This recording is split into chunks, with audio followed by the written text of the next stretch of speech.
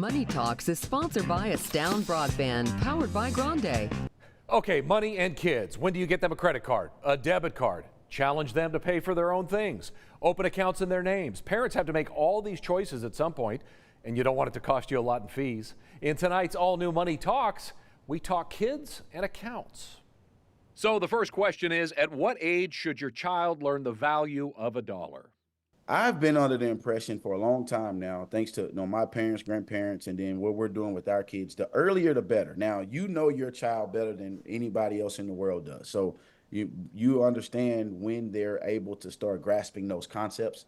And the only way to grasp those concepts are to put them into action. But Rojo says that should all be a part of the conversation. We like to give them money. Say, hey, here's $10, $15. Here you go. And then we sit down and have a conversation with them. Say, hey, what are you going to do with it? You've got a savings category. You're saving up for the next video game or whatever. Or do you want to go and hang out with your friends this weekend and spend some of that money? And so having those conversations earlier and often, they start to understand, hey, this money deal isn't just to be spent. There's different things I can do with it. So I asked, which is better for the kids, a checking or a savings account? We took the route of doing a checking and a savings. And if you want to do that, that's great. You don't have to do that. Either or, I think there's the simplicity of it is there for either or. Savings account, of course, is a little harder to spend from. And so if the goal is just straight saving, of course, go that route. But if you want to teach them, money coming in and you're spending this amount, the checking account is the way to go. And as far as the debit card, Rojo says that's not something they keep until they start driving.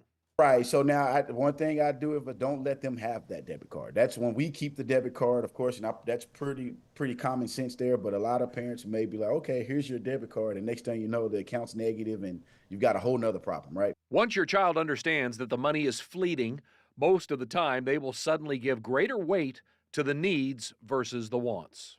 What makes it sting is when they want to go out to eat, knowing that mommy and daddy usually pays, is when you say, well, hey, do you have the money for it? And it was like, yes, well, you're going to pay for your food. So it starts to sting a little bit. For us, our 14-year-old is starting to understand. He'll ask you like, hey, Dad, how much money do I have in my account before he goes and buys anything? And if he's not comfortable with the level he's at, he just won't buy it.